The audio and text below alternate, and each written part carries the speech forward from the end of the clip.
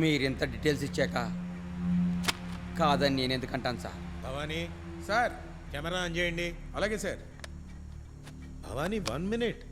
ఇందాక కాఫీ పట్టదు కదా, అక్కడ కట్ చేసి ఇక్కడి నుంచి జాయిన్ చేసుకోండి. Okay sir. మొదలు పెట్టమంటారా సార్? చెప్పు, ఎందుకు హత్య చేసావు? ముందు ఎట్లా చేశానో చెప్పమంటారా సార్? ఏదో ఒకటి చెప్పి చావు. బలుపు, కొవ్వు, డబ్బు ఎక్కువైందని హెడ్ వెయిట్. ఆ కొవ్వు తగ్గించడానికి వాడు రోజు వాకింగ్కి వెళ్తాడు సార్. వాడి కాళ్ళకి 25,000 రూపాయల బూట్లు సార్. అది నా 3 నెలల జీతం. మర్చిపోయా, ఈ నెల డ్యూటీకే పోలేదు. ఎంత కట్ చేస్తాడో ఏమో. బాబ్జీ, కెమెరా వైపు తిరిగి మాట్లాడు. నేను కొన్ని రోజుల నుంచి అబ్జర్వేషన్లో పెట్టా. వాడు చెన్నింటికి పెద్దిల్లు కొన్నాడు సార్. రోజు నైట్ అక్కడే ఉంటాడు.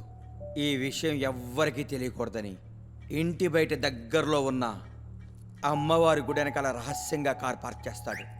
ఆ చెన్నింట్లోకి దూరతాడు సార్. ఇంట్లో పెళ్ళానికి తెలియకపోవచ్చు, గుళ్ళో ఉన్న అమ్మవారికి తెలియదా సార్? పిల్ల నా కొడుకు రాత్రంతా కష్టపడి పొద్దున్నే ఆరోగ్యం కోసం మళ్ళీ వాకింగ్కి వెళ్తాడు సార్. మళ్ళీ రాత్రికి రెడీ అవ్వాలి కదా. వాకింగ్ అయ్యాక మళ్ళీ ఇంటికి వెళ్తాడు సార్. వెళ్ళే దారిలో యూరిన్ రోడ్ ఒకటి ఉంటుంది సార్.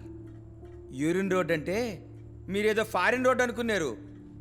అది ఉచ్చల సందు, చిన్న గల్లీ.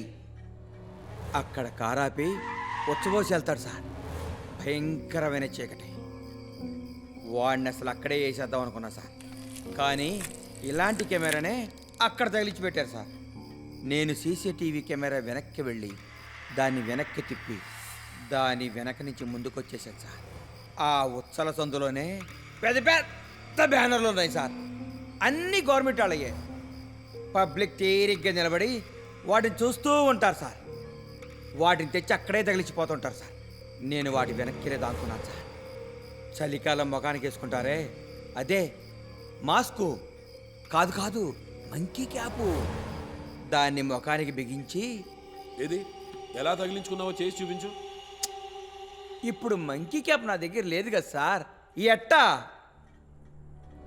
ఏంటి సార్ అట్టా చూస్తారో?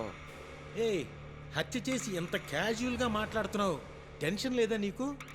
ఉంటే గింటే చేసేటప్పుడు ఉండాలి కానీ చెప్పేటప్పుడు ఎందుకు సార్? వింటుంటే మీకు టెన్షన్గా ఉందా సార్? లేదు కానీ ఆ హత్య